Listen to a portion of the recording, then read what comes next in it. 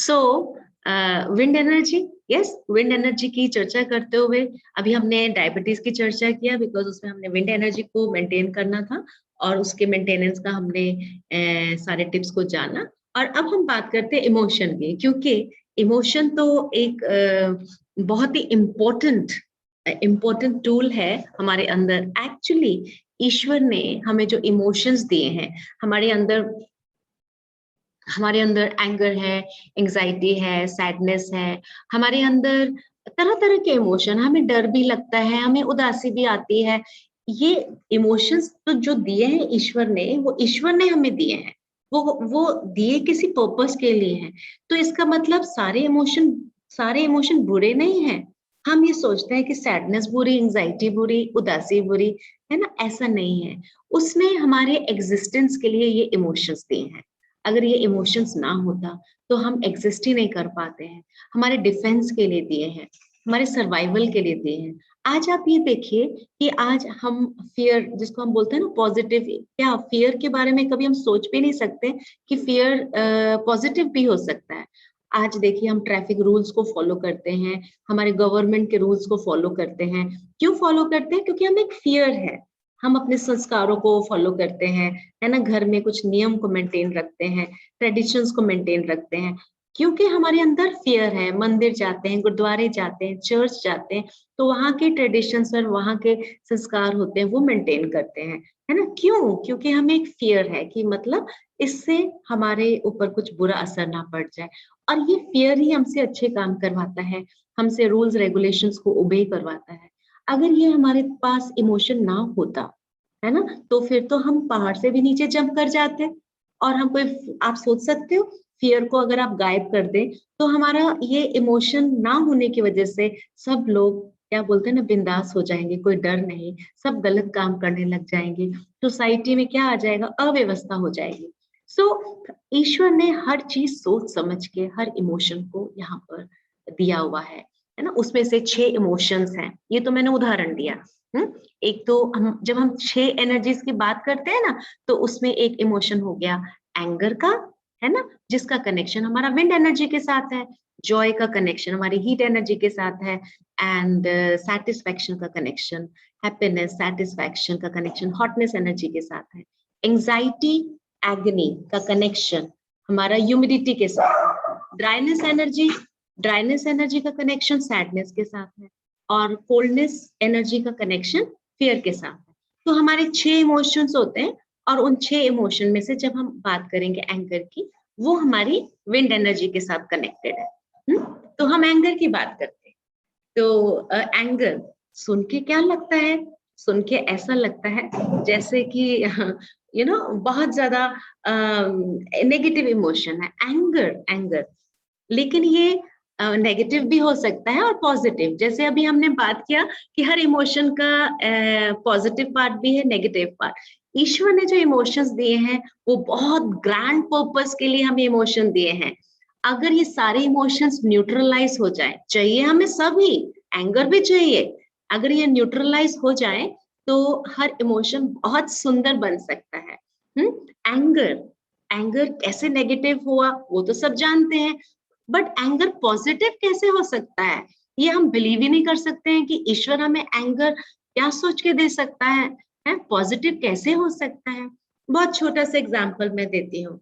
अगर आपका बच्चा अगर आपका बच्चा स्कूल से चोरी करके आता है, आप गुस्सा करते हो ना? तो ये गुस्सा क्यों किया आपने? क्यों किया? आप ये सोचो, अगर ये एंगर इमोशन नहीं होता तो आप कभी कभी आपको किसी इंसान को सही रास्ते पर लाने के लिए इमोशन दिखाना पड़ता है। बड़ी बड़ी ऑर्गेनाइजेशन चलती है, वहां के जो सीईओ होते हैं, जो हेड होते हैं, जो बॉस होते हैं, वो क्या करते हैं? वो इमोशन, एंगर वाला इमोशन दिखाकर पूरे ऑर्गेनाइजेशन को कंट्रोल करते हैं।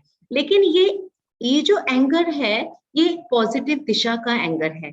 इसमें छल नहीं, इसमें कपट नहीं, इसमें किसी को परेशान करने का मिशन नहीं है, इसमें किसी को नुकसान करने का मिशन नहीं है, किसी को नीचे गिराने का मिशन नहीं है। इसमें अगर कोई गलत कर रहा है उसको जगाने के लिए ये एंगर होना पड़ता है। क्योंकि कई बार हेट्रो वॉइस, कई बार ऐसी वॉइस जिसको बोलते हैं ना बोल्ड वॉइस सुन के लोग अलाइंड हो जाते हैं मिशन में, जो हम इधर उधर जा रहे हैं अलाइंड हो जाते हैं। यस, सो हमें एंगर भी चाहिए, लेकिन इस एंगर के पीछे एक न्यूट्रो भाव होता है। तो ईश्वर ने जो एंगर बनाया है, इस न्यूट्रो भाव से बनाया है कि अगर सोसाइटी में कुछ गलत हो रहा है तो हम, या ऑर्गेनाइजेशन में कुछ गलत हो रहा है तो हम अपना ये एक डिफेंसिव भी है ना, इस हमें कोई गलत काम ना करे उससे बचाने के लिए। सो ये इमोशन अगर हम सही वक्त पर, सही जगह पर, सही मिशन के लिए, जो गॉड के पर्पस को, जो क्रिएटर के पर्पस को, है ना, डायरेक्ट करता है, अगर हमारा एंगर इस पर्पस के लिए आता है तो ये न्यूट्रो एंगर है। फिर इस न्यूट्रो एंगर में ना क्या होता है, जब ये एंगर दिखा दिया जाता है, लोग अगर उस एंगर के सुनने की वजह से कंट्रोल में आ जाते हैं और सही दिशा में आ जाते हैं, तो फिर एंगर करने वाले का जो एंगर होता है ना, वो स्माइल हो जाता है। तो फिर वो, अब देखिए, जो अच्छे अच्छे बॉस होते हैं एंगर दिखाते हैं कभी कभी कंपनी में, है ना, कुछ गलत कर रहे हैं, लेकिन जब सब व्यवस्थित हो जाता है तो शाम को ये बॉस सबको बुला के पार्टी भी कर देते हैं, है ना, चाय समोसे भी खिला देते हैं। तो ये एंगर तो न्यूट्रो एंगर हो गया ना, सेलिब्रेशन भी हो गया, काम सही भी हो गया, है ना। बच्चे को हमने डांटा क्योंकि वो चोरी करके आया तो हमने डांटा, तो ये क्या हो गया, हमारा एंगर हमने दिखाया उसको सही रास्ते पर लाने के लिए। लेकिन जब बच्चा समझ जाता है, इसका मतलब ये थोड़ी ना है कि हम उसको रोज हर पल कर रहे हैं, तो हम उसको फिर बहुत प्यार करते हैं, है ना। अब नेगेटिव एंगर ये हो गया कि बिना मतलब का एंगर आना, किसी ने गलत काम नहीं किया तो भी एंगर दिखाना, और एंगर आते ही आपने किसी को मारना, किसी का नुकसान करना, किसी को एक बेबस इंसान को, जो निर्दोष इंसान है ना, जो सही रास्ते पर है, उसको भी एंगर दिखाना, तो ये एंगर न्यूट्रो नहीं है। ठीक है, तो अब हम जो बात कर रहे हैं, जो एंगर न्यूट्रो नहीं है, जो अव्यवस्थित एंगर है, जिस एंगर में ईश्वर का मिशन नहीं है, हम जो बात कर रहे हैं, हम उस एंगर की बात कर रहे हैं कि जब ये एंगर अव्यवस्थित हो जाता है, इसका मतलब क्या हुआ, इसका मतलब क्या हुआ कि हमारे अंदर की एनर्जी जो है, वो जो सीजन है, विंड एनर्जी, क्योंकि एंगर का कनेक्शन विंड एनर्जी के साथ है, इसका मतलब हमारे अंदर का जो सीजन है, विंड एनर्जी है, वो व्यवस्थित नहीं है। अभी एंगर की अगर हम बात करते हैं ना, तो इस एंगर के भी 2 ब्रांचेस हैं। हमारी भाषा में हम इसको यांग एंगर बोलते हैं, और दूसरा हम बोलते हैं यिन एंगर, यांग एंगर और यिन एंगर। अब यांग एंगर, आ एंगर और एंगर के नाम से भी हम इन दोनों एंगर को बोलते हैं। तो अब यांग और यिन एंगर को हम समझ लेते हैं, क्योंकि हमें इलाज करना है और ये एंगर को बहुत गहराई से भी समझ लेते हैं। ठीक है, तो अब एंगर को तो हमने गुस्सा बोल दिया, लेकिन ये एंगर 2 तरीके का हो सकता है, इसमें कई सारी ब्रांचेस हो सकते हैं। 6 की नजर से देखेंगे तो इसमें 6 ब्रांचेस हो सकती हैं, लेकिन हम मोटा मोटा 2 समझ लेते हैं। जैसे कि एक एंगर ऐसा होता है जो एक्सप्रेसिव होता है, जो हम बोल के, जोर से बोल के डांटते हैं, गुस्सा आए तो हम मार भी देते हैं, है ना, बहुत अच्छा एक्सप्रेसिव होता है। बॉडी में भी वो दिखता है, मतलब आप बॉडी लैंग्वेज को देखकर समझ जाते हैं कि इसमें एंगर है। इसको हम बोलते हैं आ एंगर, यांग एंगर, है ना, यांग एक्सप्रेशन, ये ना फैलाव, एक्सपेंशन, यस। और एक दूसरा एंगर ऐसा होता है जो छुपा हुआ होता है, जो अंदर दबा हुआ होता है। अब ये जो अंदर दबा हुआ एंगर है, अंदर गुस्सा आता रहेगा लेकिन फेस पे झलक नहीं आएगा, कोई बाहर वाला जान नहीं सकता है कि आपको ये एंगर, आपके अंदर एंगर है, कोई जान नहीं सकता जब तक कि वो इंसान खुद ना बताए कि यस, मुझे ना इस बात पे बहुत गुस्सा आ रहा है, पर मैं कंट्रोल कर चुकी, मैं कंट्रोल कर रही हूँ। ऐसा होता है ना आपके साथ, कभी कभी, कभी कभी आपके साथ, कभी कभी ऐसा होता है कि आपको बहुत गुस्सा आता है और आप इसको एक्सप्रेस नहीं कर पाते, तो ये कौन सा एंगर हो गया, ये एंगर हो गया। लेकिन एक एंगर और भी होता है, तीसरा एंगर। एक तो हमने बोला यांग जो एक्सप्रेसिव है, दूसरा हमने बोला यिन जो नॉन एक्सप्रेसिव है, और एक एंगर ऐसा भी होता है जो यांग और यिन दोनों का समावेश होता है। क्या होता है कि कोई कोई इंसान ऐसा होता है कि जिसको बचपन से ही एंगर रहता है ना, एंगर रहता है अंदर, कई बार वो दबा भी लेता है और कई बार वो एक्सप्रेस भी कर लेता है, क्रॉनिक भी है, पुराना पुराना एंगर, कभी भी कोई भी पुरानी बीमारी, जब बीमारी पुरानी हो जाती है तो हम उसको यिन भी कहते हैं, और कोई बीमारी सडनली आती है तो हम उसको यांग कहते हैं। एंगर में भी ऐसा ही होता है, एंगर में भी ऐसा ही होता है। पुराना एंगर, बड़े सालों से, बचपन से ही आदत है, इनको तो गुस्से की आदत बचपन से ही है। सो ये कौन सा एंगर हो गया? ओम। लेकिन जब गुस्सा आता है ना, तो फिर उठा के फेंकते हैं या जोर से चिल्लाते हैं, तो ये क्या हो गया? आ। तो किसी किसी पर्सनालिटी में ये दोनों एंगर आपको देखने को मिलेंगे, आ और उम। तो हमें 3 कैटेगरी समझ में आई। एक तो ये हो गया कि सडनली एंगर आ गया, कहीं सडनली एंगर आ गया और आपने एक्सप्रेस कर लिया। दूसरा ये हो गया कि आप एक्सप्रेस ही नहीं करते हैं, आप अंदर रखते हैं, सिर्फ आप मुंह से बता देते हैं कि मुझे बड़ा अंदर से गुस्सा है पर मैं पी गई हूँ। आपने ये सुना होगा ना, कई लोग कहते हैं मैं गुस्सा पी जाता हूँ, मैं पी गया गुस्सा। ये क्या है? उम। और तीसरा एंगर ये होता है कि बहुत गहराई से दबा भी हुआ है, पुराना एंगर है, दबा भी हुआ है, और कभी कभी चांस मिलने पर वो उभर भी आता है, एक्सप्रेस भी हो जाता है ना। और रिसेंटली आप कई बार ये भी देखेंगे, कई बार आप ये देखेंगे कि कई लोगों को बहुत सालों से एंगर है, वो दबा हुआ है, वो एक्सप्रेस नहीं करते हैं, बट फिर किसी पड़ाव में कोई ऐसी सिचुएशन ट्रिगर करती है, इतने सालों से उन्होंने उसको पकड़ के रखा, यस, उसको होल्ड करके रखा। लेकिन आज क्या हुआ, 2-4 दिनों से कुछ ऐसी सिचुएशन आई कि सहन ही नहीं हुआ, और ऐसा बम ब्लास्ट हुआ कि घर वाले हैरान हो गए कि ये इतना ये कैसा एक्सप्रेशन है, हमने कभी देखा भी नहीं, मतलब वॉल्केनो की तरह फूट पड़ा। यस, तो मतलब अ, अब आप समझ सकते हैं, आ भी है और उम भी है, यांग भी है और यिन भी है। तो हमें इनको कंट्रोल करने के लिए, हमें इन्हें हार्मोनाइज करने के लिए बहुत जरूरी है, बहुत ज्यादा जरूरी है। बिकॉज अगर हमारे अंदर ये इमोशन है, हम दूसरों को जो अटैक करेंगे इस इमोशन के द्वारा, दूसरों के ऊपर जो हम एंगर दिखा रहे हैं, सबसे पहले तो असर हमारे ऊपर ही पड़ेगा, फिर हम दूसरों के ऊपर जो पड़ेगा पड़ेगा, लेकिन सबसे पहले वो हमको ही जलाएगा। तो हमें समझना है, सारे इमोशंस सबसे ज्यादा बहुत सेंसिटिव एनर्जी है, बहुत ही सटल एनर्जी है, सॉफ्ट वाइब्रेशंस। हालांकि बिकॉज मेटाफिजिकल है, emotions are part of mind. आपके माइंड, जो इमोशंस है माइंड को, माइंड के कंपोनेंट्स है, बॉडी की तरह ठोस नहीं है, इसलिए हम बोलते हैं बहुत सटल एनर्जी है, लेकिन बड़ी पावरफुल है। जो मेटाफिजिकल एनर्जी होती है ना, वो फिजिकल एनर्जी से बहुत ज्यादा पावरफुल होती है, क्योंकि आप सबको पता है कि जो फिजिकल वर्ल्ड है वो आया मेटाफिजिकल वर्ल्ड से है, लेकिन अगर हम मेटाफिजिकल में हार्मनी ले आए ना, तो फिजिकल में हार्मनी अपने आप आ जाती है। तो जो एंगर है, इमोशंस, हमारे हमारा ये जो इमोशन है, अगर हमने बहुत ज्यादा दिन तक अपने अंदर रखा, तो आने वाले टाइम में जरूर कोई ना कोई बीमारी हमारे अंदर आ सकती है। अंदर दबा हुआ एंगर, इरिटेशन है ना, इसका असर हमारे लिवर पर पड़ेगा, लिवर वीक होगा तो हमारे पैनक्रियास पर भी पड़ेगा असर, फिर हमारे नेबर ऑर्गन्स पर भी पड़ेगा।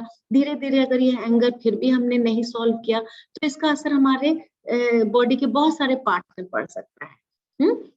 तो हमें, एक तो हमें विजडम चाहिए, ट्रीटमेंट तो करना ही करना है, एक हमें थोड़ी सी अवेयरनेस भी चाहिए, क्योंकि हमने अपने अंदर, हमें अपने आप को पुश भी करना है, एक विल पावर भी चाहिए कि ये जो एंगर है मेरे अंदर, मैं इसको मैं इससे इसको हार्मोनाइज करना चाहता हूँ।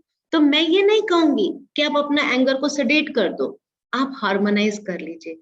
जहां पर सही है, जहां पर आपको दिखाना है, जो सही है, वो जरूर वहां पर एंगर दिखा दीजिए, लेकिन दिखाने के बाद ये जरूर याद रख लेना कि अब मुझे इस सिचुएशन को और इस एंगर वाली स्टोरी को ज्यादा आगे नहीं बढ़ाना है। उसके बाद आपका कर्तव्य भी हो जाता है कि अगर आज आपने परिवार में गुस्सा किया, क्योंकि परिवार में बच्चों ने या फैमिली मेंबर्स ने कोई गलती की, आपने गुस्सा किया, तो ये गुस्सा दिखाने के बाद शाम तक, रात तक या अगले दिन तक आपको ठंडे भी पड़ जाना है।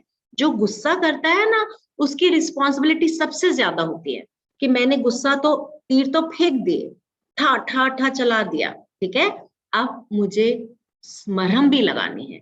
तो जो गुस्सा करता है उसको पहले वो ये ना सोचे कि मुझे लोग सॉरी करें, नहीं, आपने अपना कर्म किया, गलती किया और लोगों ने गलती किया, आपने उनको रास्ता दिखाया।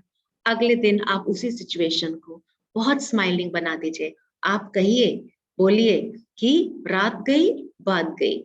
यस, आपने जो गलती की थी मैंने उसके लिए आपको गुस्सा किया और मुझे उम्मीद है कि आप लोग वो बहुत अच्छे से अभी अपने काम को करोगे, वो गलती नहीं करोगे और आप फिर प्यार करोगे। अगर वो आपके सर्वेंट्स हैं, अगर वो आपके बच्चे हैं, आपकी वाइफ है, आपके हस्बैंड है, बहुत स्माइल फैलाओगे। इसको बोलते हैं न्यूट्रो एंगर। सो अब हमारे अंदर जो सीजन है ना, ये सीजन बहुत तरह के हमारे अंदर सीजन आते हैं। कभी बरसात आती है, कभी हमारे अंदर ऑटम सीजन आता है, कभी हमारे अंदर ये स्प्रिंग सीजन आता है, समर सीजन आता है, विंटर सीजन आता है। तो जो एंगर है, एंगर भी एक सीजन है ना, सैडनेस भी एक सीजन है, हैप्पीनेस भी एक सीजन है, डर भी एक सीजन है। हर टाइम अपने अंदर एहसास में रखिएगा कि इस टाइम मेरे अंदर कौन सा सीजन चल रहा है। सो अगर एंगर है तो पहले तो दृढ़ संकल्प, दो चीजों की बातें करेंगे। एक तो ट्रीटमेंट, खाली ट्रीटमेंट पर नहीं डिपेंड होना है, सबसे इंपॉर्टेंट है, बिकॉज हीलिंग शक्ति तो आपके अंदर है ही है। आपका दृढ़ संकल्प आपकी 90% हीलिंग कर देता है, क्योंकि आपके अंदर एक हायर सेल्फ है और वो हायर सेल्फ अगर आपके इस लोकल सेल्फ को डांट लगा देना कि बस यहाँ गुस्सा नहीं करना है, तुम्हारा ये गुस्सा जायज नहीं है, अपनी बुद्धि, जो बुद्धि के ऊपर एक विजडम होता है, अगर वो विजडम आपका जाग गया तो आपका ये जो हायर विजडम है आपके लोकल माइंड को कह सकता है कि बस यहाँ एंगर दिखाना है, यहाँ एंगर नहीं दिखाना है, ये एंगर आपके लिए सेहत के लिए अच्छा नहीं है। अगर मुझे गुस्सा आ रहा है ना और मेरी ये जो सद्बुद्धि के ऊपर जो हायर विजडम बैठा है, मेरा हायर सेल्फ बैठा है, तो वो मुझे बोलता है कि बस इससे ज्यादा गुस्सा नहीं दिखाना है, क्योंकि इससे आपका तो शरीर पर नुकसान हो जाएगा, आपका कोई ऑर्गन जल जाएगा, आपका कोई ऑर्गन डैमेज हो जाएगा। आज आपको बीमारी नहीं पता चलेगी लेकिन बुढ़ापे में ये सब उभर के आएगा। तो वो हायर विजडम आपको बार बार चोट मारता रहता है और आपको सही रास्ते पे लाता रहता है। इसीलिए ये हायर विजडम आता है आपकी स्ट्रॉन्ग विल पावर से कि मैं यहाँ जो मैं बोलती ना, मैं अपना अपना ध्यान रखूंगी, तो या मैं अपना ध्यान रखूंगा, तो ये जो मैं है ना, ये हायर विजडम है। तो ये मैं आपका लोकल मैं नहीं है, तो हमेशा आपको नॉक करता रहेगा, यस ये एंगर का समय नहीं है, स्टॉप, कल मॉर्निंग में कर लेना। यस, सो ये हायर विजडम आपको न्यूट्रलाइज हमेशा करता रहता है। तो इसीलिए आपकी विल पावर बहुत जरूरी है कि यस, ये नहीं कि एक कलर लगा दिया वो तो फर्क पड़ेगा ही पड़ेगा, लेकिन ये डिजीज पलट के ना आए उसके लिए आपका हायर विजडम अवेकन होना बहुत जरूरी है। तो ये और एक कलर थेरेपी और थोड़ी सी सीड थेरेपी मैं आपको बताऊंगी। अगर आपने वो कर लिया तो बहुत जल्दी आप देखेंगे 1 महीने में आप हार्मोनाइज्ड पाएंगे। अगर आपको एंगर एक ट्रीटमेंट करने के बाद एंगर आएगा भी ना, तो आप ये देखिएगा कि एंगर आ तो रहा है लेकिन जल्दी से न्यूट्रलाइज हो जाता है, आता है लेकिन न्यूट्रलाइज हो जाता है। तो आप समझ जाना कि मेरे ऊपर मेरी हीलिंग काम कर रही है।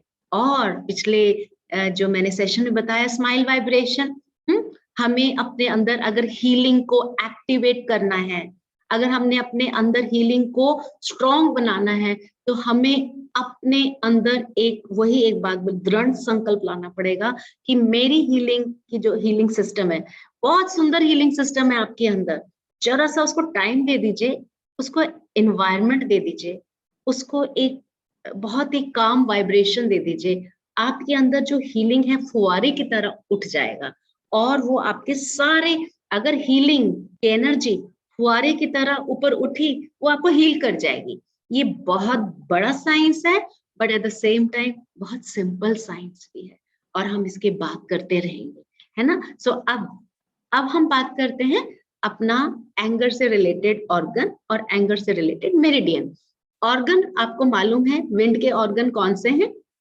लीवर है, गॉल ब्लैडर है। स्ट्रक्चरल और फंक्शनल की अगर हम बात करें तो फंक्शनल में लंग है और लार्ज इंटेस्टाइन है।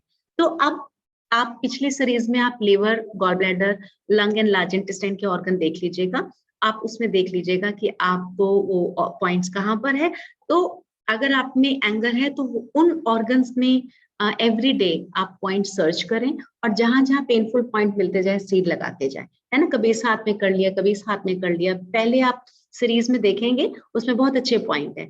और अगर आप मेरिडियंस की बात करते हैं, अगर आपका गुस्सा अगर आपका गुस्सा बहुत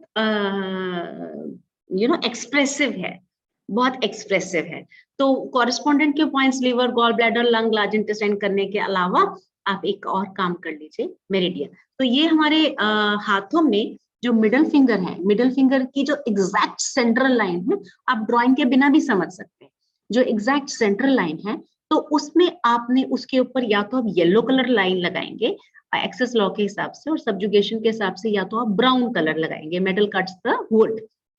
सो लाइन कलर थेरेपी करने का जो डायरेक्शन है वो आप ऊपर से करेंगे, ऊपर से करेंगे, ब्राउन कलर या येलो कलर दोनों में से कोई भी एक कलर लेंगे, यहां से स्टार्ट करेंगे, यहां से स्टार्ट करेंगे और नीचे तक लाएंगे, ठीक है। ये हो गया आपका यांग एंगर सेडेशन। और अगर आपको यिन एंगर सेडेशन करना है तो फिर ऑपोजिट डायरेक्शन में हमें, बिकॉज सेडेशन करना है ना, तो ऑपोजिट फ्लो में करना है। सो टोनिफिकेशन ऐसा होता है, सेडेशन जो है हमको ऐसे करना पड़ेगा। तो yellow and brown colour middle finger के एग्जैक्ट सेंट्रल लाइन, बिकॉज बहुत सिंपल है, सेंट्रल लाइन आप कर सकते हैं, तो आप वो कलर थेरेपी यहां से स्टार्ट करेंगे और नीचे तक लेके आएंगे। फीमेल है तो ये ट्रीटमेंट आप राइट हैंड में करना, सेम ट्रीटमेंट मिडिल फिंगर का बैक एंड फ्रंट। और अगर मेल है तो अब ये ट्रीटमेंट आप करना यहाँ पर लेफ्ट हैंड में, है ना। सो ये आप करेंगे। और दूसरा आप ये देखना, अगर किसी को यूनिफाइड है और अगर लगता है कि ये जो एंगर है ये क्रॉनिक भी है, दबा हुआ भी है, गहराइयों में भी है और एक्यूट भी है, तो ये आप येलो कलर और ब्राउन कलर दोनों में लगाएंगे। फिर से आप देखेंगे, पहले आप करेंगे यांग एंगर, यांग पहले सेडेट करेंगे, सो आप यहाँ से येलो या ब्राउन यहाँ से लगाएंगे colour therapy, exact central line पर स्केच पेन लगाएंगे और लिवर मेरिडियन के ऊपर आप यहाँ से येलो या ब्राउन लाइन लगाएंगे। और इसके बाद आप इस कलर को 2-3 मिनट मैक्सिमम 5 मिनट सनलाइट में, ये मॉर्निंग टाइम में कलर थेरेपी करेंगे, और 2-3 मिनट पक्का, नहीं तो 5 मिनट, है ना, सूरज में अपना हाथ लगा देंगे, सूरज रोशनी में, है ना, रोशनी की किरणें इसके ऊपर पड़नी चाहिए। सूरज मतलब सूरज की किरणों का जो प्रकाश है वो इसके ऊपर पड़ना चाहिए। तो आप इसके ऊपर ऐसे थोड़ी देर के लिए बैठेंगे। आप अगर बहुत तेज धूप है, मॉर्निंग की सनलाइट सबसे अच्छी होती है, अर्ली मॉर्निंग की सनलाइट, अगर आप उसमें करेंगे तो आप ऐसे इसको दिखा सकते हैं 3-4 मिनट कलर थेरेपी को, और फिर आप अंदर हाथ कर लेंगे। कई बार खिड़की से बाहर आप हाथ निकाल सकते हैं, धूप में ऐसे रख सकते हैं। और फिर उसके बाद ये कलर जो है आप 2 घंटे रखेंगे, इसलिए परमानेंट कलर नहीं करेंगे, परमानेंट कलर नहीं करेंगे परमानेंट मार्कर से, बिकॉज फिर हमें मिटाने में मुश्किल होता है। सो लीवर के पॉइंट, गॉल ब्लैडर के पॉइंट और लंग, लार्ज इंटेस्टाइन के पॉइंट को डेली मसाज करना है, पेनफुल पॉइंट उनके सीड लगाना है। और अपने एंगर, या आपका दबा हुआ एंगर है तो आपने यिन में काम करना है, एक्सप्रेसिव है, बार बार उभर उभर के गुस्सा आता है, आपका एंगर सब लोगों को पता चल जाता है, घर वालों को पता चल जाता है, दुनिया देख लेती है, ये यांग एंगर है, इसका ट्रीटमेंट आप यांग में करेंगे। और अगर दोनों तरीके का है तो आप ये कलर दोनों में करेंगे। अब एक चीज इंपॉर्टेंट बोलना चाहती हूँ, बिकॉज ये जो कलर थेरेपी आपने लीवर एंड गॉल ब्लैडर के ऊपर की, तो अब क्या होता है कि ये तो आप ये सोच सकते हैं ना कि ये तो लीवर भी है, हम लीवर को सेडेट तो नहीं कर रहे हैं, गॉल ब्लैडर को सेडेट तो नहीं कर रहे, ऐसा नहीं है। ये बहुत ब्यूटीफुल कॉन्शियसनेस लेवल का ट्रीटमेंट है। आप तो लीवर कॉरेस्पॉन्डेंट पॉइंट को वैसे ही कर रहे हो, उसको स्ट्रेंथन कर ही रहे हो, आप पावर दे ही रहे हो। सिर्फ एक काम आप कर लीजिएगा, कभी भी हम इमोशनल ट्रीटमेंट करते हैं ना, तो हम हार्ट के ऊपर मसाज करेंगे, हार्ट के ऊपर या तो हम स्माइली बनाएंगे, यस, आप हार्ट के ऊपर सीट थेरेपी कर देंगे, या अगर आप नीडल करते हैं तो एक परपेंडिकुलर नीडल हार्ट के पॉइंट पर लगाएंगे। तो आपके ट्रीटमेंट का जो डायरेक्शन है वो इमोशंस के ऊपर चला जाएगा। अगर हम रीजन ट्रीटमेंट करते हैं तो हम ब्रेन के ऊपर एक नीडल लगाते हैं। तो इमोशनल ट्रीटमेंट कर रहे हैं तो हमें पहला जो स्टेप है वो हमें हार्ट में करना होगा, और फिर हमें यहाँ पर करना पड़ेगा। और एक मुद्रा, एक मुद्रा आप कर लीजिएगा, आपका जो इंडेक्स फिंगर है, इंडेक्स फिंगर का जो टिप टच है, आप ये मुद्रा जब भी आप खाली बैठे हैं आप ये मुद्रा करिएगा और थोड़ा सा डाउन फेसिंग कर लीजिए। एक्चुअली आप देख लीजिएगा कौन सा डायरेक्शन सूट करता है, जिसमें आपका हैंड सबसे मोस्ट कंफर्टेबल होना चाहिए, स्टिफ नहीं होना चाहिए।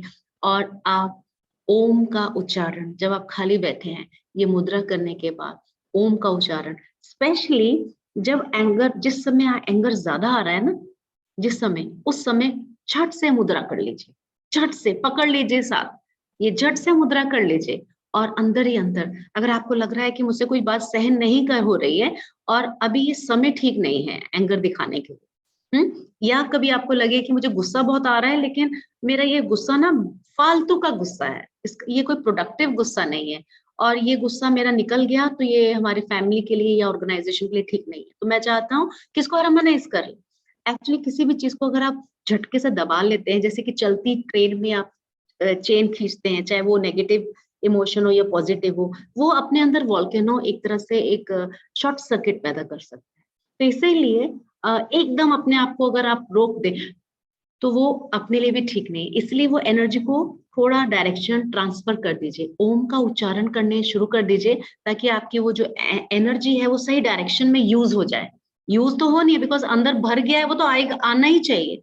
इसलिए तो कहते हैं ना, अगर अंदर आंसू हो तो आप उसको रोके नहीं, उसको निकाल दीजिए। ऐसे ही गुस्सा है, रोके नहीं, निकाल दीजिए, लेकिन निकालने से सोसाइटी के ऊपर, फैमिली के ऊपर तो गलत असर पड़ गया ना। सिंपल निकालने का तरीका है मुद्रा करके आपने अपना ट्रीटमेंट करते हैं, ठीक है। जब आपको टाइम है तो आप ट्रीटमेंट अच्छे से कर लें, लेकिन उस टाइम सिचुएशन ऐसी है आप नहीं कर सकते हैं, आप सिंपल ये वाली मुद्रा कर लिए, रिलैक्स्ड हैंड का पोस्चर जिस डायरेक्शन में भी वहां रखिए और ओम का उच्चारण करना शुरू कर दीजिए। बेस्ट आप देखेंगे, 1 मिनट आप कर लीजिए, अगर आप कर सकते हैं तो 4 मिनट बहुत जरूरी है, 4 मिनट्स ओम का उच्चारण, यस। तो लय में कर लीजिए। और जब आप ओम का उच्चारण करेंगे ना, ये भी एक कला है ना, क्योंकि इस ये ओम भी एक हीलिंग का टूल है। सो जब हम ओम का उच्चारण करेंगे ना, तो म जो लास्ट में होता है उसको लंबा खींचेंगे और ओ को जल्दी से खत्म कर देंगे, बिकॉज हमें कॉन्ट्रैक्शन चाहिए, हमें असेंडिंग नहीं चाहिए, क्योंकि हमारा एंगर अंदर से भरा हुआ है और निकलने वाला है ना। तो आप कहीं कोने में जगह जाके बेशक आप अपनी आवाज ऊंची ना करिए, अगर लोग वहां पर नहीं है, अकेले हैं, तो आप अपना ऊंचा ओम कर सकते हैं। अगर नहीं है, अगर हैं सब लोग, तो आप हल्की आवाज भी कर सकते हैं या अंदर अंदर कर सकते हैं। सो ओम में भी 2 पड़ाव है, असेंडिंग एंड डिसेंडिंग। तो हमें थोड़ा सा, हमारी वाइब्रेशन एंगर में अभी असेंडिंग है। सो हम क्या करेंगे, ओम जो है, ओ जो है वो हम असेंडिंग है, ओ इसको हम कम बोलेंगे और म को लंबा बोलेंगे। मैं आपको करके बताती हूँ। ओम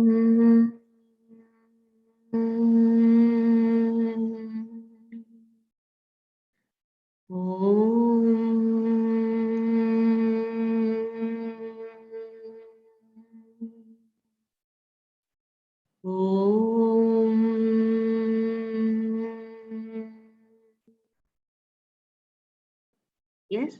तो इसको आप थोड़ी देर 4 मिनट तक कर लिया तो बहुत अच्छा। सो हमारे अंदर जो एंगर है, जिसका कनेक्शन हमारे liver, gall bladder, lung, large intestine, हमारे अनाहता चक्रा भी, यहाँ पर हमारा अनाहता चक्रा है ना, इसको भी जब एंगर आ रहे आए तो आप इस चक्रा को भी दबा सकते हैं। तो ये सारे जो हमारी एनर्जी नेटवर्क है, मेरिडियन के रूप में, चक्रा के रूप में, और ऑर्गन के जो रिलेटेड पॉइंट्स हैं विंड एनर्जी से कनेक्टेड, है ना, ये हार्मोनाइज करने हमें थोड़ी सी सिर्फ अवेयरनेस चाहिए। कॉरेस्पॉन्डेंट पॉइंट कैसे करना है, मेरिडियंस के ऊपर कैसे कलर लगाना है, मेटाफिजिकली अपने विल पावर से और ओम का उच्चारण करने से कैसे हम अपनी विंड एनर्जी को, या उस समय एंगर, हम बोलेंगे एंगर की एनर्जी, यस, इस समय एंगर की एनर्जी की बात कर रहे हैं, तो एंगर को हम हार्मोनाइज कर सकते हैं।